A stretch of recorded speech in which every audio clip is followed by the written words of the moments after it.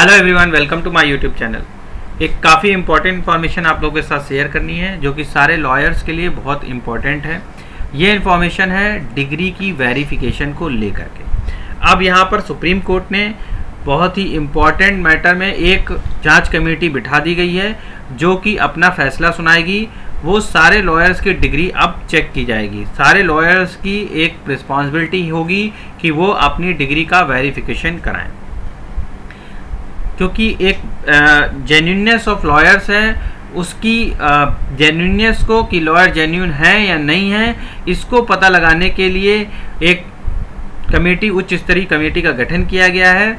ऐसा 2015 का जो ये रूल है बीसीआई का, बार काउंसिल ऑफ इंडिया का, उसमें ये हुआ था कि जो बार काउंसिल ऑफ इंडिया है वो उसको ही डिग्रियों का सत्यापन करती है और उसको ही डिग्रियों का सत्यापन करने की वो हुई थी। लेकिन उसमें एक पेंच यहाँ फंस गया था कि जो कॉलेज हैं ये डिग्री का सत्यापन करने की उन्होंने फ़ीस की डिमांड की थी। तो यहाँ पे एक और इम्पोर्टेंट इन्फॉर्मेशन है कि कोई भी डिग्री की वेरिफिकेशन की फ़ीस कोई कॉलेज या यूनिवर्सिटी चेक नहीं करेगी, मतलब फ़ीस नहीं ली जाएगी। यहाँ पे ये सारा फ्री ऑफ कॉस्ट होगा। तो ये क्वेश्चन इसलिए आया था क्योंकि जो 2015 में जब ये बार काउंसिल की तरफ से सत्यापन हुआ था तो वहाँ पर सत्यापन में ये चीज़ बोली गई थी कॉलेज के यूनिवर्सिटीज़ के द्वारा कि इसकी जो सत्यापन की जो है फीस है वो देनी पड़ेगी। इसके लिए उन्होंने एक उच्च स्तरीय कमेटी का गठन कर दिया था। फिर जो है कुछ 19 लाख के करीब अधिवक्ता थे जिनका इन्वॉल्वमेंट हुआ था, और उसके बाद में ये संख्या जो है 25 लाख के करीब हो गई थी। और उसके बाद में इनकी वेरिफिकेशन के लिए एक वो कमेटी बना दी गई थी कि अब वेरिफिकेशन होगा।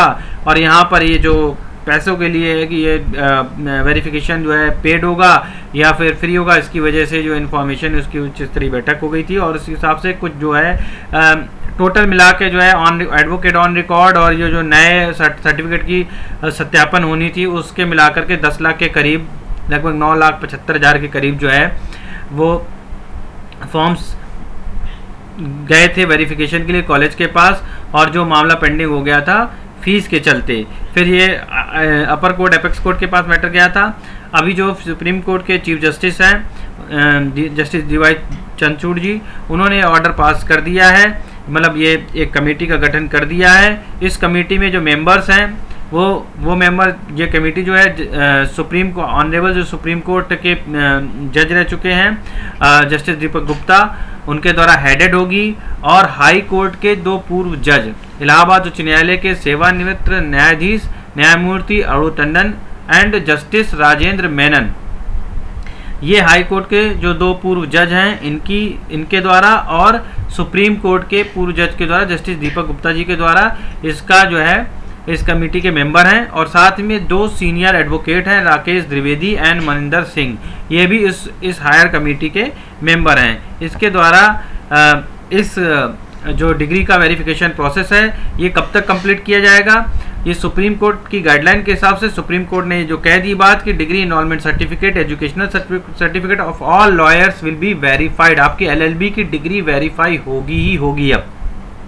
और ये जो रिपोर्ट है वो 31 अगस्त 2023 तक सबमिट हो जाएगी।